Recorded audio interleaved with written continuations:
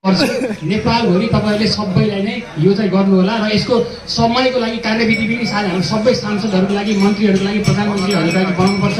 त्यो कार्यविधिको बनाउनको लागि पनि मेरो सम्पूर्ण 165 वटै क्षेत्रहरुमा चाहिँ हामीले प्रोजेक्ट चाहिँ कार्यान्वयन भएको छैन, सडक ढिला भएको छ, हामी रिसिन्छौँ हैन, तर हाम्रै 24 घण्टा म्यानेज गर्न सकिरहेका छैनौँ। यसको लागि चाहिँ म माफी माग्दै म उर्वस चाहिँ गर्छु, हामी दुवैजना उर्वस गर्छौँ।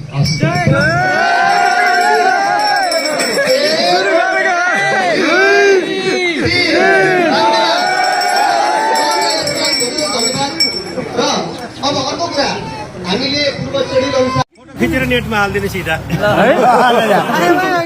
म गुल्मी जिल्ला कमिटीको सदस्य हो एमालेबाट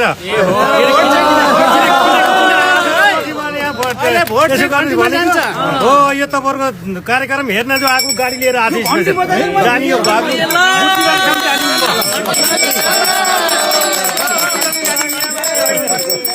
बागलुङ पनि जानियो गुल्मीमा पनि ताजा भेटेको बहुत खुसी लाग्यो।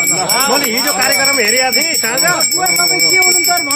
म एम प्रसाद घिमिरे, मेरो मुसिकोट धरमपानी मेरो घर हो। म एकदम एमाले कठोर व्यक्ति हो। म जिल्ला कमिटीको नेता सहित बनेको मान्छे हो, तर आजका दिनदेखि म हिजोका दिनदेखि कुनै पनि स्वार्थ छैन, कुनै पनि एमाले भन्दिनँ, पार्टीले भन्दिनँ, व्यक्तिले भन्दिनँ, पार्टीले भन्दिनँ। ढकालको समर्थक हुनुभयो। हिजोदेखि छु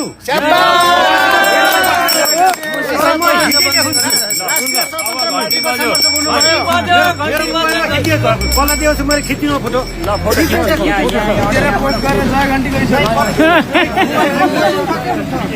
मेरो उमालेर